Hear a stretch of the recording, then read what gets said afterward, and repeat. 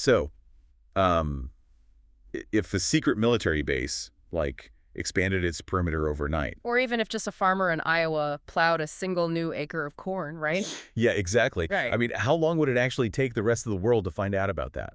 Well, historically, it used to take months, maybe even years, honestly. Right, and it usually required, a billion-dollar government spy satellite to even spot it in the first place. Which not everyone just has lying around. Exactly. But today, it basically takes a simple search bar and a software subscription. It's a completely different world now. It really is. I want you to think about the last time you opened up a digital map on your phone, to look at the satellite view of your neighborhood. We all do it. Right, Mm. and there's this persistent illusion we all have that we're looking at a live feed of the world. Yeah, but usually that image is just a static photograph. It's frozen in time from months or even years ago. Exactly. But what we're exploring today in this deep dive is a reality where that map actually is alive. We are talking about an index of the entire physical world, updated every single day. It's wild. And to understand this, we are digging into a very specific, highly revealing document. Yeah, our sources for today are the Q1 fiscal year 2027 earnings report and presentation from Planet Labs PBC. And that's dated June 4, 2026. Now, I know earnings reports can sometimes feel, well, a bit dry, A little bit, yeah. but this one, it literally reads like a blueprint for the future of geopolitics, agriculture, and global business. It fundamentally rewrites our relationship with physical reality. It's no longer science fiction. So our mission today is to figure out how Planet Labs is combining these massive agile satellite fleets with cutting-edge AI. Right, turning daily global changes into a highly profitable one-to-many data ecosystem. Okay, let's unpack this, because before we look at the hardware in the sky, we actually need to look at the ledger. The financials are really the core of it. Right, because you don't track the entire globe daily as some, fun science project. No, you do it because it is an incredibly lucrative business. And the numbers from this Q1 FY27 report are just staggering. Planet achieved record revenue of $94.2 million. Which is a massive 42% year-over-year growth, by the way. Yeah, huge. But the really eye-catching number for me is their backlog. That grew 72% year over year to over $906 million. Almost $1 billion just waiting there. Right. And they also mentioned that their remaining performance obligations, or RPOs, increased 81% to $816 million. Which, in plain English, means RPOs are essentially legally binding promises. Customers have committed to paying them that $816 million in the future, even if the data hasn't been delivered yet. If we connect this to the bigger picture, that near billion-dollar backlog is the entire thesis of the modern commercial space industry. Okay, how so? Well, to understand why those financial commitments are so massive, you really have to look at the mechanics of the traditional space industry. The old way of doing things. Right. The old model relied on a strict one-to-one relationship. So a government agency would pay an aerospace prime contractor like $1 billion to custom build one exquisite, massive satellite. And that takes forever. It would take a decade to build.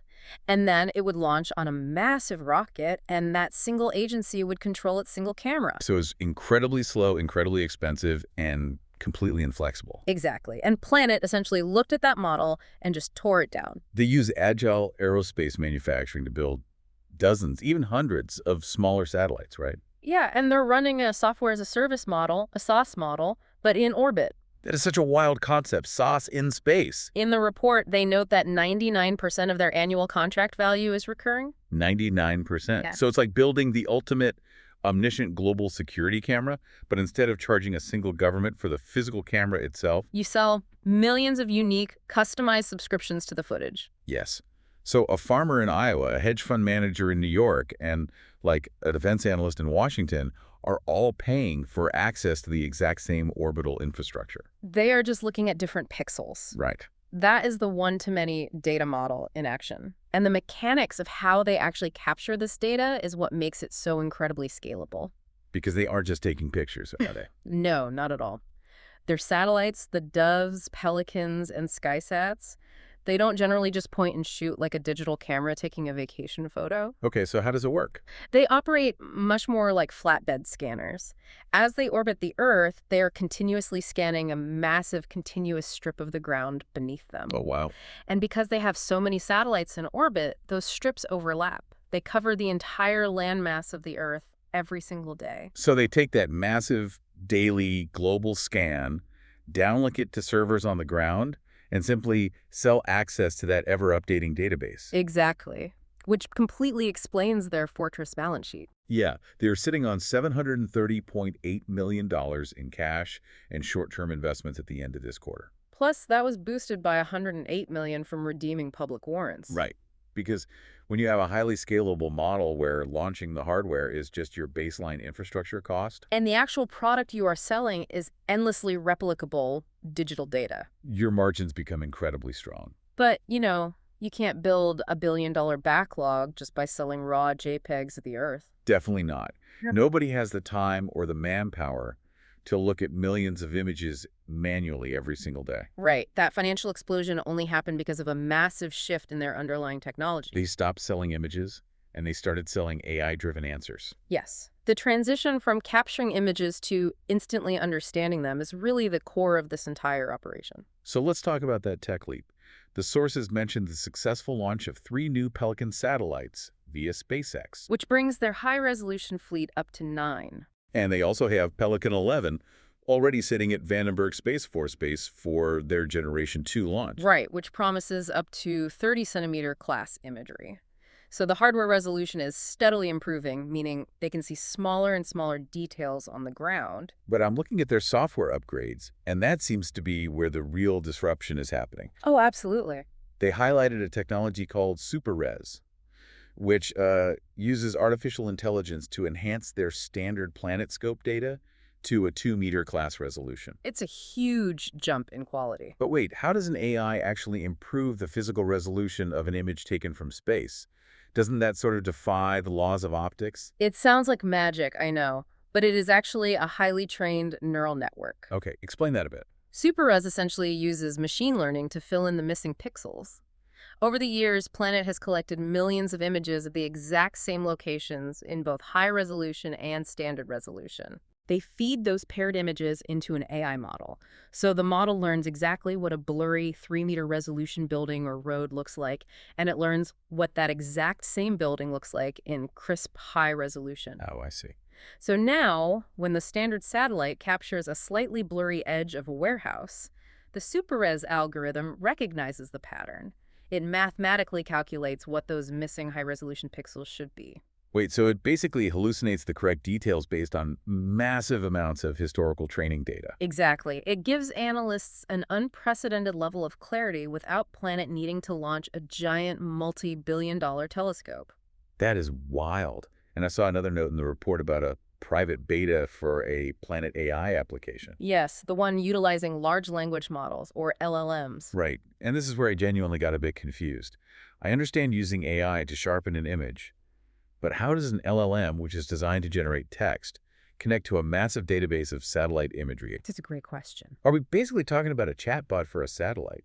What's fascinating here is exactly how they're bridging the gap between human language and complex database architecture. Because usually that stuff is super technical. Historically, satellite data was strictly the domain of highly specialized analysts.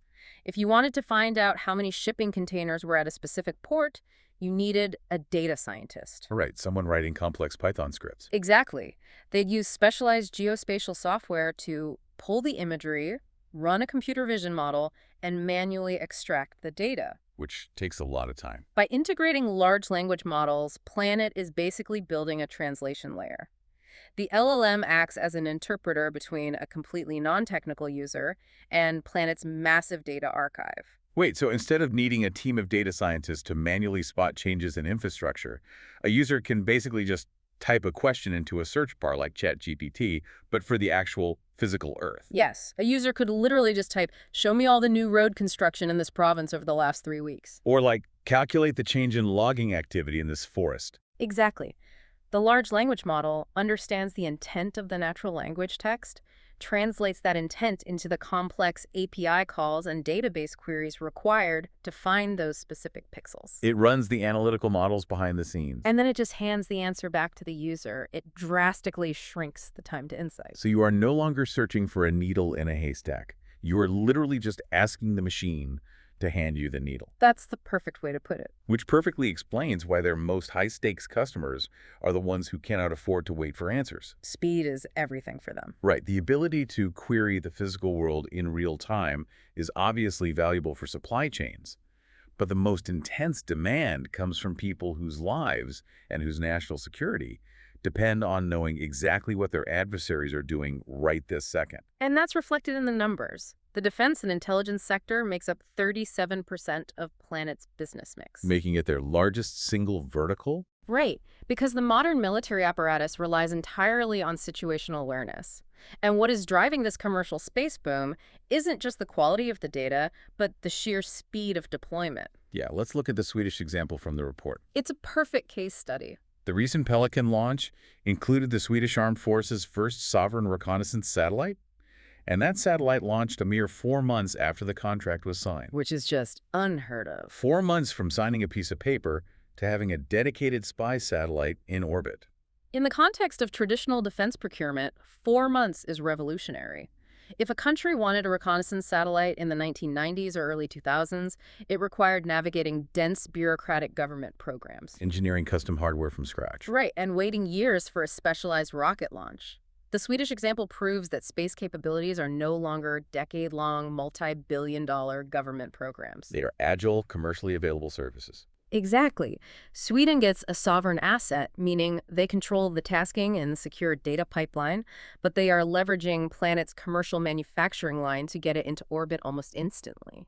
And the U.S. and its allies are heavily leaning on this commercial AI-enabled geospatial intelligence too, right? Very heavily, because it accelerates decision-making to actually match the speed of modern conflict. You definitely see that deep integration with the U.S. government throughout the entire earnings presentation. Yeah, there are some massive contracts in there. They note a $21.9 million extension with the National Geospatial Intelligence Agency, the NGA, for maritime surveillance. And there's a $7.5 million renewal with the U.S. Navy for vessel detection in the Pacific. Which makes sense. Monitoring the Pacific Ocean is notoriously difficult because of the sheer vastness of the water. You can't just take targeted pictures. You need continuous, massive area collection to spot vessels that might have, turned off their tracking transponders. They also secured an 8-figure dedicated capacity deal for an unnamed international defense and intelligence customer. And because the data is commercial, it can be shared much more easily among allied nations or even with the public. Well, that's a good point. Highly classified government-owned satellite data often cannot be shared because the government wants to protect the secret of how good their cameras actually are. They don't want to show their hand. Right. But commercial data creates a shared, objective baseline of reality that everyone can look at. And the sources highlight exactly how this objective reality is playing out globally. For instance, analysts use Planet's high-frequency imagery to uncover a rapid, unannounced Chinese land reclamation campaign at Antelope Reef in the South China Sea. Yes. And the imagery is also constantly being used to track the Kremlin's actions and logistics in occupied Ukraine. It's totally changing the game for analysts. Now, I do want to pause here for a second and make something very clear to you listening. Whenever we discuss these geopolitical hotspots, we are absolutely not taking a political side or endorsing any specific viewpoints here. Exactly. We are just impartially reporting on the content provided in these earnings documents. Right. The key takeaway for the sources is that the satellite itself doesn't have an ideology. It just records objective, unblinking reality. Massive, unannounced construction projects or secret troop buildups are nearly impossible to hide when the entire surface of the globe is being archived daily. It creates an era of unprecedented transparency. It really does. When nations know their physical borders and military installations are being indexed every single day by a commercial entity, the calculus of geopolitical surprise completely changes. But defense is only one side of the coin. Right. Because the exact same daily Earth scams that are tracking submarines are quietly revolutionizing civilian life. It's impacting almost every industry. Here's where it gets really interesting, because we are talking about how we feed the planet and manage our natural resources. The technology has evolved from simply using satellite data to, verify compliance after the fact. To using it to actively manage massive agricultural and environmental systems. Let's look at the agricultural contracts in this report. They won a 7-figure deal with the Czech paying agency to monitor 25,000 individual agricultural holdings. which is a massive logistical undertaking. Yeah. The European Union's Common Agricultural Policy requires immense compliance checks to ensure farmers are actually growing what they claim to get their subsidies. And previously, this required an army of inspectors physically driving pickup trucks from field to field, checking clipboards. Exactly. But now, the Czech government uses an AI to scan the entire country from orbit. It analyzes the spectral data of the fields and automatically flags the anomalies for review. Incredible. And the Scottish government awarded them a 7-figure contract to help reward farmers who are focusing on sustainable food production and net zero emissions. Because the government can finally incentivize good ecological practices, they actually have a reliable, scalable way to measure those practices at a national level. John Deere even awarded Planet a Supplier Sustainability Award for powering their precision agriculture technology. But wait, how exactly does a picture from space help a tractor in a field? Well, it comes down to the sensors. Planet satellites aren't just capturing the visible light that our human eyes can see. Okay. They capture near-infrared and other spectral bands. By analyzing how light reflects off the crops, they can calculate things like the Normalized Difference Vegetation Index, or NDVI. NDVI, right. That data reveals the cellular health and moisture content of a plant way before a human standing right next to the crop could see any signs of stress. Wow. And that data is fed directly into a farmer's software. Exactly, telling their precision irrigation systems exactly which specific acre needs water or which patch of soil needs fertilizer. So it literally turns the entire Earth into a measurable, optimized factory floor. This raises an important question, though, about how we manage environmental crises, too. Right, because the report highlights a nonprofit called Watch Duty that uses Planet's data to track wildfires in remote regions. Places where on-the-ground reporting just doesn't exist. And they mention the Bezos Earth Fund financing Planet's Tropical Forest Observatory. That's used to monitor changes across the Amazon biome to halt deforestation. Which is huge for conservation. Yeah. And another company, Mave Analytics, is using planetary variables like surface soil moisture for large-scale irrigation management. Which points to a fundamental shift in the timeline of human response. How so?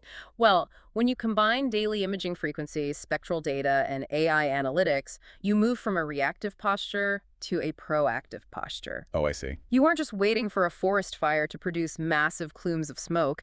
You are analyzing thermal anomalies and dry brush conditions to spot the risk before it explodes. Right. You aren't discovering an illegal logging operation after the forest is already clear-cut. No, you are detecting the new dirt road being carved into the jungle on day one.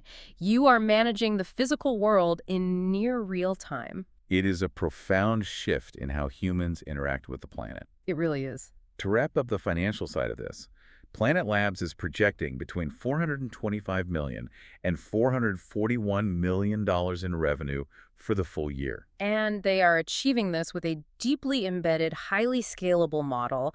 Launching the rockets and the satellites is really just the foundation. The hardware is just step one. Right. What they have actually built is a massive AI-driven software business that sells daily subscriptions to physical reality. Which is crazy to think about. They have transitioned Earth observation from a niche aerospace endeavor into a foundational data layer for the global economy. Whether you are an intelligence analyst tracking a naval fleet in the Pacific, an auditor verifying a carbon credit in the Amazon, or a farmer optimizing a wheat harvest in Nebraska. The underlying requirement is exactly the same. You need to know what is happening on the ground today. So what does this all mean? We started this deep dive by talking about the illusion of the digital map. How it used to be a static photograph frozen in time. Right. And we've seen how massive fleets of satellites and large language models have totally shattered that illusion, creating a live daily index of the physical world. It's a new era. It is. But as we close out today, I want to leave you with a final thought to chew on. Something that goes beyond the impressive earnings reports and the technological leaps. The societal impact. Exactly. Think about this. If an artificial intelligence can track every physical change on the globe daily, from the expansion of a military base to the plowing of a single crop field, or even just the addition of a new deck on the back of a house. Which it can? Right. And it makes all of that seamlessly searchable by anyone with a corporate or government subscription. What happens to the very concept of physical privacy? It's a slightly terrifying thought.